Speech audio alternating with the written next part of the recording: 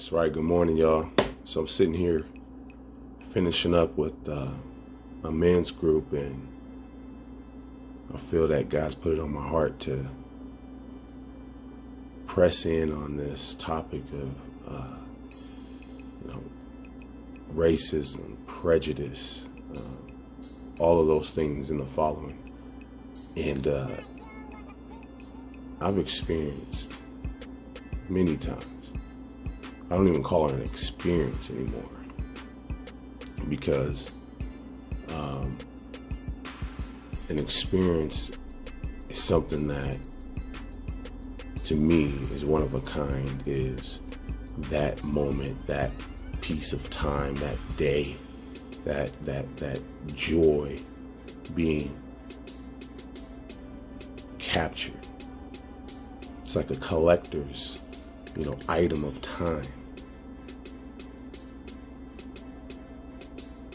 And when I've been faced with racism or prejudice, it hasn't been any joy. Hasn't been anything I want to experience over and over and over again. It's almost sort of a terror. But in reality, it's one of those things where I've learned to be aware of it happening over and over again. Growing up, East Palo Alto, California, I was in the Ravenswood district for school, and transferred out to this new school district out in the Woodside Hills. Some pretty well-off area, nice. Got accepted in through this program, this Tinsley program, only African American at the school. Then I started really to experience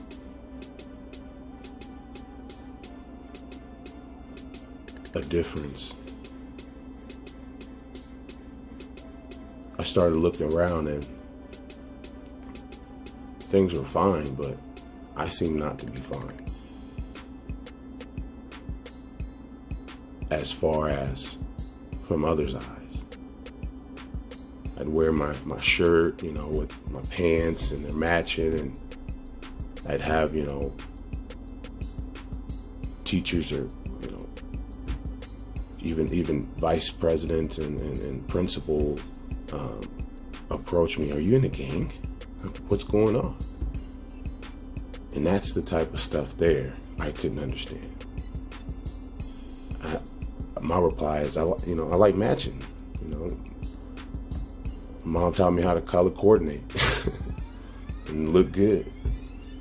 But to them, me being that teacher, whoever that person at the time may be or was, I look like a gangbanger, a gangster.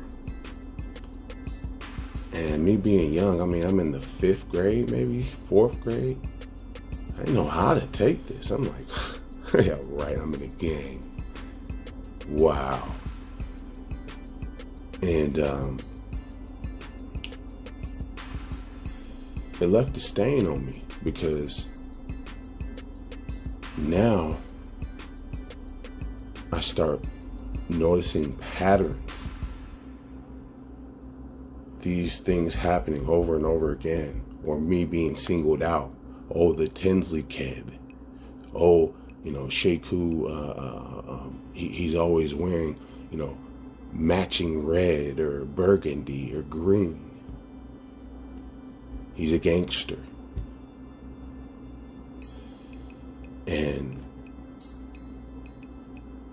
for me, I believe in that time I was so young that I didn't really know how to handle that stain, or that sort of spot that they were trying to place on me. And people were making these assumptions, because I'm an African American from, low income, community.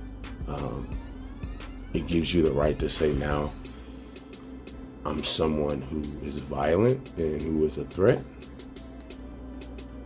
who's in a gang. And so this is the battle. And I do remember talking with my mom as a little boy, wanting to figure out why. And she would tell me that we're all, if you believe, under God's family. And there is no difference.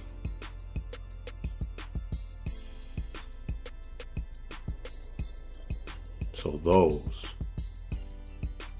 who are showing and treating me as if there is a difference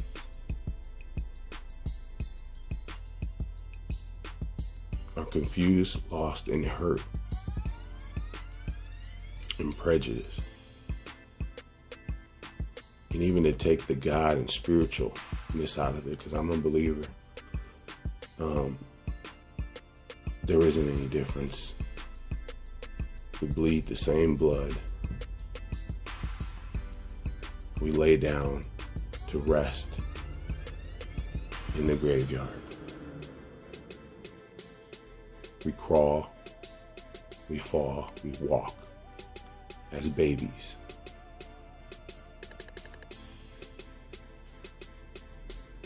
So let us understand the vision of unity. A vision of unity. And to move on to my story, basically, so, you know, this kept following over from elementary into junior high, into high school. You know, I'm this target, you know. I've always been, you know, a fairly decent sized guy. So there's no hiding, you know. I stuck out like a sore thumb. And that was something that almost like I had a target on my back.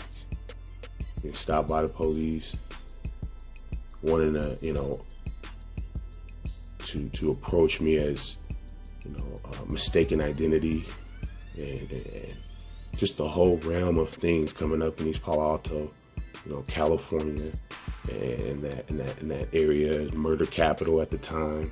There's a lot of, you know, bad things, drugs, crimes. And still I was under that lens. So what do we do now?